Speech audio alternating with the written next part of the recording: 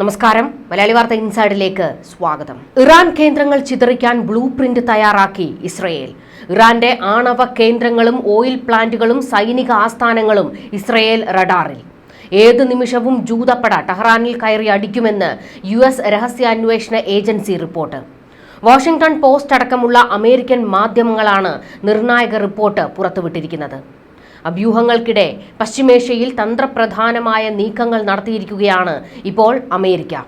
Bahrain, Kuwait, UAE എന്നിവയുൾപ്പെടെയുള്ള പശ്ചിമേഷ്യൻ രാജ്യങ്ങളിൽ നിന്ന് അത്യാവശ്യമല്ലാത്ത നയതന്ത്ര പ്രതിനിധികളെയും സൈനിക ഉദ്യോഗസ്ഥരുടെ ആശ്രിതരെയും പിൻവലിക്കാൻ US പ്രതിരോധ വകുപ്പ് തീരുമാനിച്ചു. ഇസ്രയേൽ ആക്രമിച്ചാൽ അമേരിക്കയുടെ സൈനിക കേന്ദ്രങ്ങൾ ലക്ഷ്യം വയ്ക്കും എന്ന് ഇറാന്റെ ഭീഷണിയുണ്ട്. സേനയെ സജ്ജമാക്കി നിർത്തിയിരിക്കുകയാണ് അമേരിക്ക. പെട്ടെന്നുള്ള നടപടിക്ക് പിന്നിലെ യഥാർത്ഥ കാരണം വ്യക്തമല്ലെങ്കിലും പശ്ചിമേഷ്യയിൽ വളർന്നുവരുന്ന പിരിമുറുക്കം US സെൻട്രൽ കമാൻഡ് നിരീക്ഷിച്ചു വരികയാണെന്നും അതിന്റെ ഭാഗമാണിതെന്നും ഒരു ഉദ്യോഗസ്ഥനെ ഉദ്ധരിച്ച് CNN റിപ്പോർട്ട് ചെയ്തു.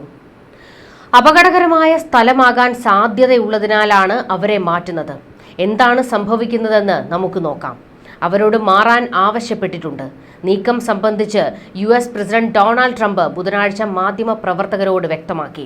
ഇസ്രയേൽ ആക്രമണം നടത്തിയാൽ കനത്ത തിരിച്ചടി ഉണ്ടാകുമെന്ന് ഇറാൻ സേന ഇപ്പോൾ പ്രതികരിച്ചിട്ടുണ്ട്. അമേരിക്കയും മറുപടി പറയേണ്ടി വരും എന്നാണ് ഖമനേയിയുടെ മുന്നറിയിപ്പ്. ഇറാഖിലെ തങ്ങളുടെ എംബസി ഭാഗികമായി ഒഴിപ്പിക്കാനും അമേരിക്ക തീരുമാനിച്ചിട്ടുണ്ട്.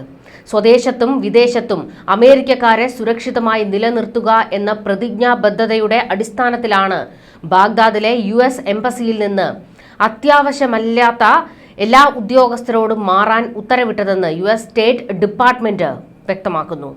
ഇറാനെ ഇസ്രയേൽ ആക്രമിച്ചാൽ അയൽ രാജ്യമായ ഇറാഖിലെ അമേരിക്കൻ കേന്ദ്രങ്ങൾ ലക്ഷ്യമിട്ടാകും ആദ്യ പ്രത്യാക്രമണം ഉണ്ടാകുക എന്ന വിവരത്തിന്റെ അടിസ്ഥാനത്തിലാണ് USന്റെ ഈ തിരക്കിട്ടുള്ള നീക്കം.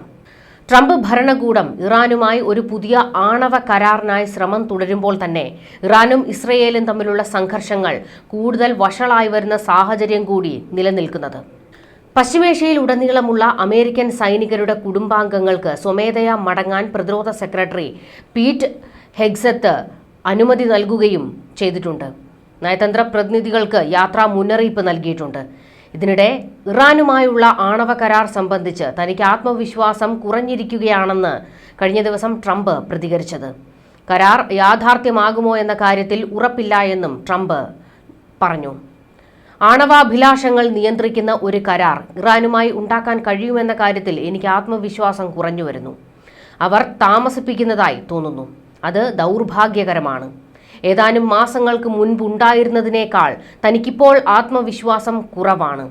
ബുധനാഴ്ച ഒരു അഭിമുഖത്തിൽ ട്രംപ് വെളിപ്പെടുത്തി. ഇറാനിയൻ ആണവ കേന്ദ്രങ്ങളിൽ ആക്രമണം നടത്താൻ ഇസ്രയേൽ വ്യോമ ആയുധങ്ങളുടെ നീക്കവും ഒരു വ്യോമാഭ്യാസവും നടത്തിയെന്നാണ് US രഹസ്യാന്വേഷണ ഏജൻസികൾക്ക് ലഭിച്ച വിവരം. എന്നാൽ ആക്രമണം സംബന്ധിച്ച് ഇസ്രയേൽ ഭരണകൂടം തീരുമാനങ്ങൾ എടുത്തിട്ടുണ്ടോ എന്നത് വ്യക്തമല്ല എന്നും CNN റിപ്പോർട്ട് ചെയ്തിട്ടുണ്ട്. എന്നാൽ നീക്കത്തിൽ ട്രംപ് ഭരണകൂടവും നെതന്യാഹു ഭരണകൂടവും തമ്മിൽ അഭിപ്രായ ഭിന്നതയിലാണ് എന്ന വിവരവും ഉണ്ട്. ഇറാന് തക്കതായ മറുപടി കൊടുക്കണമെന്ന് ഗാസയിൽ ആക്രമണം തുടങ്ങിയ കാലം തൊട്ട് അമേരിക്കയോട് ഇസ്രയേൽ ആവശ്യപ്പെടുന്നതാണ്. എന്നാൽ ഇസ്രയേലിനെ അതിൽ നിന്ന് പിന്തിരിപ്പിച്ചത് അമേരിക്കയായിരുന്നു. ജോ ബൈഡൻ ഇറാന് നേരെയുള്ള ഇസ്രയേൽ ആക്രമണത്തെ എതിർത്തിരുന്നു. എന്നാൽ ട്രംപ് അധികാരത്തിൽ വന്നതോടുകൂടി ഇറാന് നേരെ ഇനി ഒരു ആക്രമണത്തിന് അനുമതി കിട്ടും എന്ന് ബെഞ്ചമിൻ നെതന്യാഹു ഉറച്ചു വിശ്വസിച്ചിരുന്നു. എന്നാൽ അവിടെയും ട്രംപ് നയതന്ത്രപരമായി മുൻപോട്ട് പോയത് ഇസ്രയേലിന് തിരിച്ചടിയാണ് ഉണ്ടാക്കിയത്. ഇസ്രയേലിനെ സംബന്ധിച്ചിടത്തോളം ഒക്ടോബർ 7 നടന്ന ഹമാസ് ആക്രമണത്തിന്റെ സൂത്രധാരന്മാർ ഇറാനാണ്. ഇറാന് കൃത്യമായ മറുപടി കൊടുക്കണം എന്നുള്ള ഉറച്ച തീരുമാനമാണ് ഇസ്രയേലിന് ഉള്ളത്. ഇനിയും അമേരിക്കയുടെ വാക്കും കേട്ട് നിൽക്കാൻ തങ്ങൾ തയ്യാറല്ല എന്ന ഒരു നിലപാടിലേക്ക് ഇസ്രയേൽ എത്തിയെന്ന് വേണം കരുതാൻ. അതായത് അമേരിക്കയുടെ അനുമതി ഇല്ല എങ്കിലും അമേരിക്കയുടെ സഹായമില്ലെങ്കിലും ഇറാനിൽ കയറി തങ്ങൾ ആക്രമണം നടത്തും എന്നുള്ള ഉറച്ച തീരുമാനം ഇസ്രയേൽ എടുത്തു എന്നാണ് ചില ഇസ്രയേലി മാധ്യമങ്ങളിൽ നിന്നും റിപ്പോർട്ടുകൾ പുറത്തുവരുന്നത്. ഏതു നിമിഷം വേണമെങ്കിലും ഒരാക്രമണം ഇറാന്റെ പല കേന്ദ്രങ്ങളിലേക്ക് ഉണ്ടാകാം. ഇസ്രയേലിനെ സംബന്ധിച്ചിടത്തോളം അവരുടെ ഏറ്റവും വലിയ ലക്ഷ്യം ഇറാന്റെ ആണവ കേന്ദ്രങ്ങൾ തകർക്കുക എന്നുള്ളതാണ്. അതിനുവേണ്ടിയുള്ള നീക്കം ശക്തമാക്കിയിട്ടുണ്ടെന്നും മൊസാദ് ടെഹ്റാനിൽ പലയിടങ്ങളിൽ നിരീക്ഷണം നടത്തിയെന്നും കൃത്യമായി ഇറാന്റെ ആണവ കേന്ദ്രങ്ങൾ എവിടെയൊക്കെ ഉണ്ട് എന്നുള്ളതിന്റെ രഹസ്യ വിവരം ഇസ്രയേലിലേക്ക് കൈമാറി എന്നൊക്കെയുള്ള വിവരങ്ങൾ പുറത്തേക്ക് വരുന്നുണ്ട്. ഏത് നിമിഷം വേണമെങ്കിലും എപ്പോൾ വേണമെങ്കിലും ഒരാക്രമണം ഉണ്ടാകാം എന്നുള്ള ഭീതി ലോകരാജ്യങ്ങളിലും ഇപ്പോൾ ഉടലെടുത്തിരിക്കുന്നു. ഇസ്രയേൽ ഇറാൻ യുദ്ധഭീതി ഒരു വഴിക്ക് നിൽക്കുമ്പോൾ ലോകരാജ്യങ്ങൾ ഭയപ്പെടുന്ന മറ്റൊരു വിഷയം കൂടിയുണ്ട്. ഇസ്രയേൽ ഇറാൻ യുദ്ധത്തിനു മുൻപ് അമേരിക്ക ഇറാൻ യുദ്ധം ഉണ്ടാകുമോ എന്ന്. ആണവ ചർച്ചകൾ പരാജയപ്പെടുകയും അമേരിക്കയുമായി സംഘർഷം ഉണ്ടാകുകയും ചെയ്താൽ മേഖലയിലെ മുഴുവൻ അമേരിക്കൻ താവളങ്ങളും ആക്രമിക്കുമെന്നാണ് ഇറാന്റെ മുന്നറിയിപ്പ്. ഇറാൻ പ്രതിരോധ മന്ത്രി അസീസ് നസീർ സാദയാണ് ജൂൺ 11 ഔദ്യോഗികമായി തന്നെ ഇത്തരമൊരു മുന്നറിയിപ്പ് അമേരിക്കയ്ക്കും ഇസ്രയേലിനും നൽകിയത്. ഇറാൻ അമേരിക്ക ആണവ ചർച്ചകളുടെ ആസൂത്രിതമായ 6ാം ഘട്ടത്തിന് തൊട്ടു മുൻപ് നടത്തിയ ഈ പ്രസ്താവന അമേരിക്കൻ ചേരിയെ അക്ഷരാർത്ഥത്തിൽ ഒന്ന് ഞെട്ടിച്ചിട്ടുണ്ട്. ഒരു സമ്മർദ്ദത്തിനും ഇറാൻ വഴങ്ങുന്നില്ല എന്നതിന്റെ വ്യക്തമായ സൂചനയായാണ് ഇറാൻ വിദേശകാര്യമന്ത്രിയുടെ മുന്നറിയിപ്പ് പെന്റഗൺ അതുപോലെ തന്നെ വൈറ്റ് ഹൗസും വിലയിരുത്തുന്നത്. ചർച്ചകൾ ഫലവത്തായില്ലെങ്കിൽ വൻ സംഘർഷമുണ്ടാകുമെന്ന അമേരിക്കയുടെ മുന്നറിയിപ്പാണ് ഇറാനെ പ്രകോപിപ്പിച്ചത്. ഇറാനെ ആക്രമിക്കാൻ തുനിഞ്ഞാൽ എല്ലാ അമേരിക്കൻ താവളങ്ങളും നശിപ്പിക്കുമെന്നും ഇവയെല്ലാം തന്നെ ഇറാന്റെ മിസൈൽ പരിധിയിലാണെന്നുമുള്ള നസീർ സാദെ വെല്ലുവിളിച്ചത് അമേരിക്കയെ ചൊടിപ്പിച്ചിട്ടുണ്ട്. പുതിയ ആണവ കരാറിൽ എത്തിയില്ലെങ്കിൽ ഇറാന് നേരെ ബോംബ് ആക്രമണം നടത്തുമെന്നായിരുന്നു അമേരിക്കൻ പ്രസിഡന്റ് ഡൊണാൾഡ് ട്രംപ് ആവർത്തിച്ച് ഭീഷണിപ്പെടുത്തിയത്.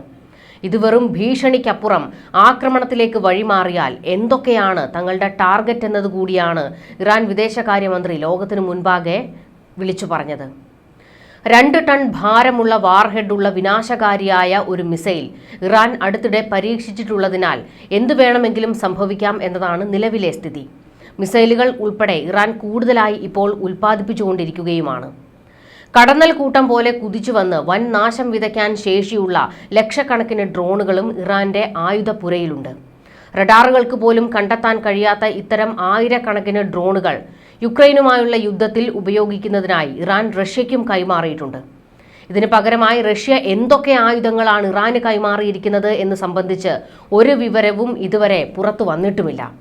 ഇസ്രയേലിനെയും അമേരിക്കയെയും ഭയപ്പെടുത്തുന്ന ഇടപാട് തന്നെയാണ് ഇറാനും റഷ്യയും തമ്മിൽ നടന്നിരിക്കുന്നത്.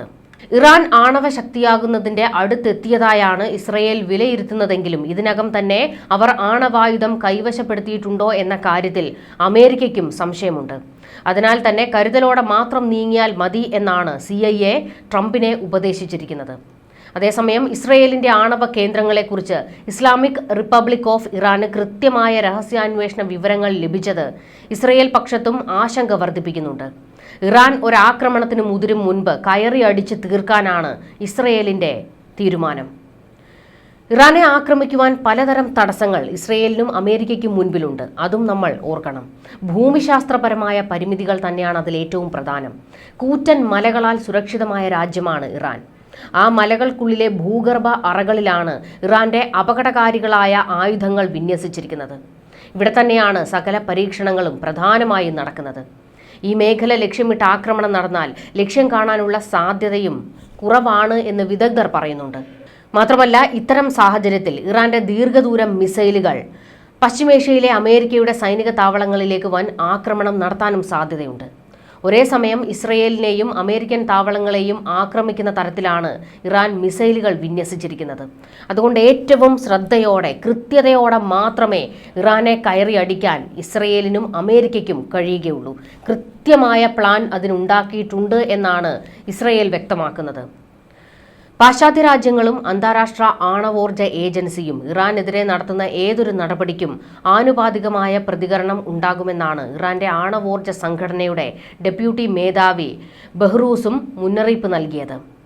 അമേരിക്കയിൽ ഒരു ബോംബ് വീണാൽ തീരാവുന്നതേ ഉള്ളൂ അവരുടെ ഈ ലോക പോലീസ് ചമയൽ എന്നാണ് ഉത്തര കൊറിയൻ ഭരണാധികാരി കിം ജോങ് ഉന്നിന്റെ നിലപാട്. ശക്തമല്ലാത്ത രാജ്യങ്ങളിൽ ആക്രമണം നടത്തി മാത്രം ശീലമുള്ള അമേരിക്കയ്ക്ക് ലോകത്തെ മറ്റ് സൈനിക ശക്തികളുമായി ഏറ്റുമുട്ടാനുള്ള ധൈര്യമുണ്ടോ എന്നാണ് കിം വെല്ലുവിളിക്കുന്നത്. ട്രംപിന്റെ ആദ്യ ഭരണകാലത്ത് അമേരിക്കയ്ക്ക് നേരെ ഉത്തര കൊറിയ ഒരു മിസൈൽ തിരിച്ചുവെച്ചപ്പോൾ ആ ക്ഷണം ഓടി വന്ന് കിമ്മുമായി ചർച്ച നടത്തിയാണ് ട്രംപ് സമവായമുണ്ടാക്കിയിരുന്നത്. തിരിച്ചടി ലഭിക്കുമെന്നുറപ്പുള്ള ഒരു രാജ്യവുമായും നേരിട്ടുള്ള ഏറ്റുമുട്ടലിന് അമേരിക്ക തയ്യാറാകില്ല എന്ന് ഇപ്പോൾ കിം ജോങ് ഉന്ന് കൂടി വെല്ലുവിളിച്ചിരിക്കുന്നത് അമേരിക്കയ്ക്കും ട്രംപിനും വലിയ ക്ഷീണമാണ് ഉണ്ടാക്കുന്നത്.